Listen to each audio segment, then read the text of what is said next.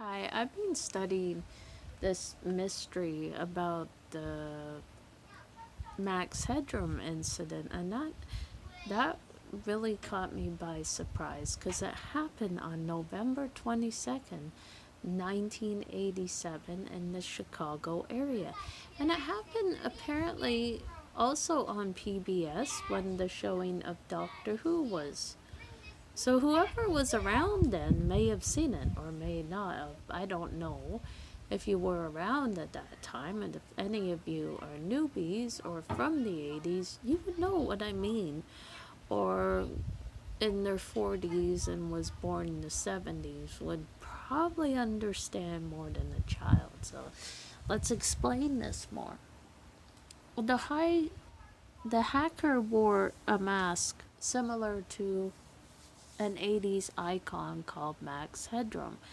And the man broke into the station and interrupted the broadcast as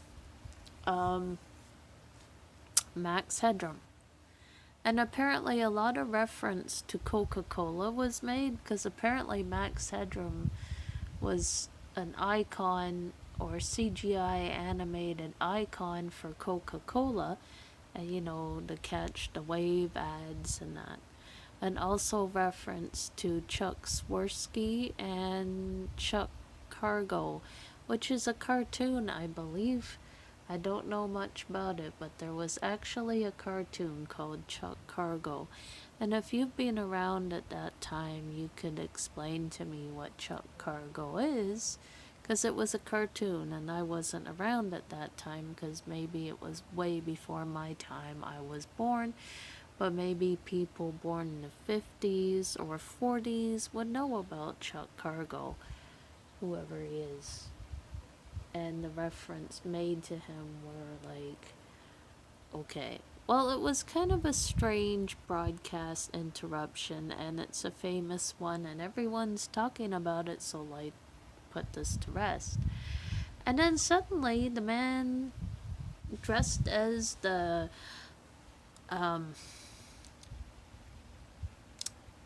Max Headroom mask, the unknown culprit, was making reference to Coca Cola, Chuck Swirsky, and Chuck Cargo. And he was talking down a lot about Chuck Swirsky as if he was angry at him or something peed him off about Chuck Swirsky. But whoever he was will never know. And the unknown corporate still at large. So I'm going to go by my theories, who I think it is, and maybe you can object or tell me who you think it is. Now we got to go through our theories because this is just a theory. My theory is, the theory goes that some people believe, now this is just a theory, that a man going by the name of Eric Fournier was one of the corporates or suspects leading to the Max Headroom hacking incident. And apparently he was described as similarities to Max Headroom, wearing weird masks and acting in odd behaviors, almost like he was wanting to be caught or something. But apparently there were earlier videos suggesting that he was panicking about it and he was freaking out about being caught, so maybe he had a accomplice or he hired someone to do it for him. I don't know. But maybe someone who knew Eric Fournier could give me more detail what the idea was and why the person in the mask was never caught. But some people believe it's Eric Fournier, but Eric Fournier passed away in 2010 of alcoholism and internal bleeding, so how could it be him? If a man passed away, then who's the corporate then? And then there was suggestions to Chuck Cargo. And if you were around, you probably know who Chuck Cargo is. Maybe my dad does. I could ask him. Chuck Cargo was mentioned in the broadcast interruption which happened in Chicago in November 22nd in 1987. And by that time I was 11. My God, I'm going back in time. I remember that incident because it was on the news. There was a news flash about it. But maybe I was too young to watch it. I wasn't allowed, or people were worried I'd get nightmares if I watch it. But it wasn't all that creepy. It just featured a man, an unknown man, wearing a Max Headroom mask, and he made reference to Coca-Cola. And he also made reference to Catch the Wave, his Coca-Cola slogan, and Chuck Swirsky and Chuck Cargo. Now, how many of you ever heard of a cartoon called Chuck Cargo? If you've been around and you know about the cartoon, could you please send it to SashaElvira5@gmail.com or request info on it to elmasasha26@hotmail.com. I don't really know who Chuck Cargo is, but it was a lot of reference to him. And then Chuck Swirsky. Apparently, he was talking very down of Chuck Swirsky and sounded very angry at him for some reason. Now, maybe Chuck Swirsky peed him off. Who knows? Or he sounded very angry at him. But there was a lot of reference to people believing it was Eric Fournier. But apparently there were descriptions, similarities to Eric Fournier, that he used to go around wearing a mask or play pranks on people and act odd. And he liked strange behavior, this Eric Fournier, or play pranks on people. And he liked to act odd and creepy sometimes. So maybe that could also send him as a suspect. Also, he was in the area at the time, and there might have been a third party.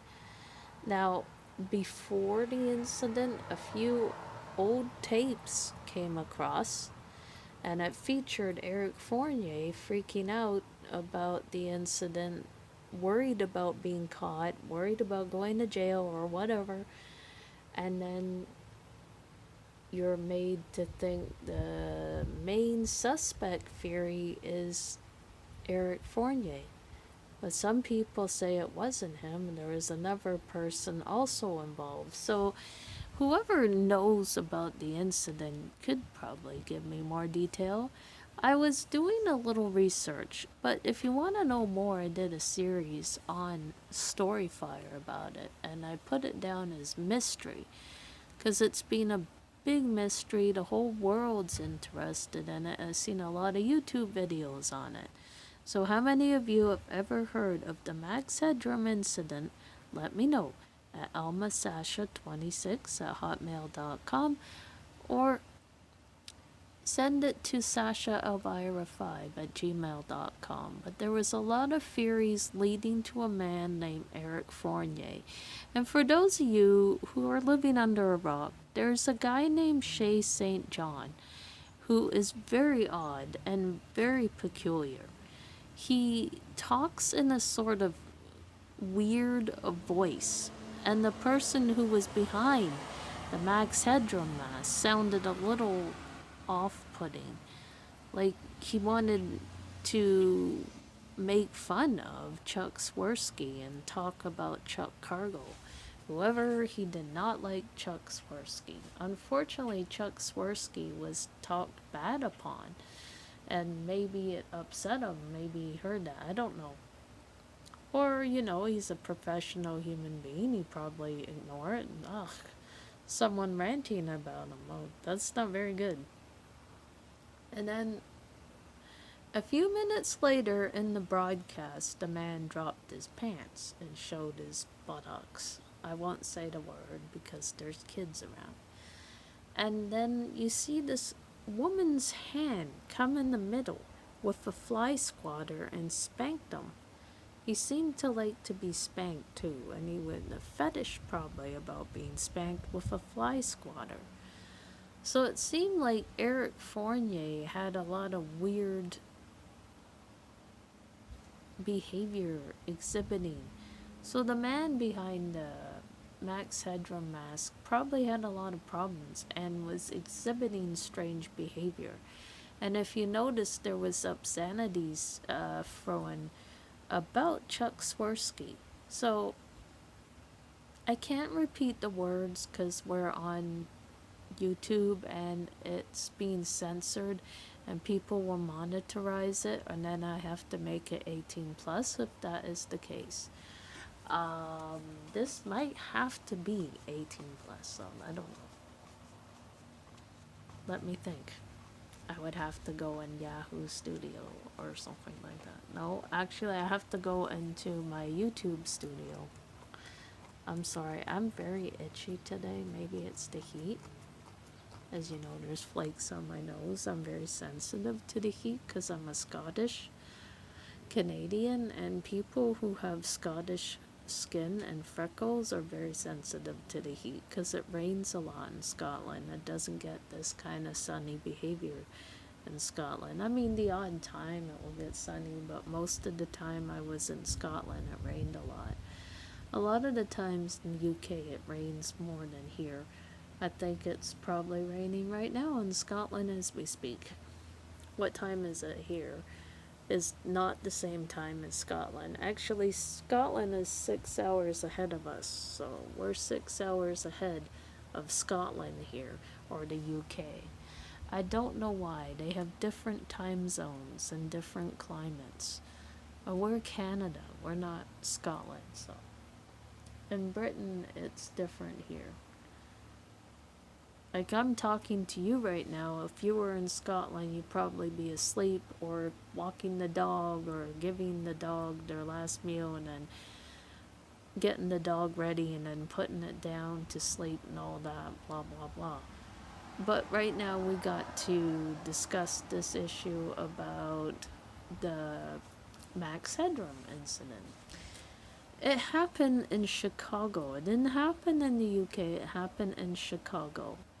And for those of you living under a rock, you're probably asking a question. What just happened? No one will really know the true history to the Max Headroom, so maybe it will always be a mystery. But that's a good thing, right? I can make theories about it and people can do theories.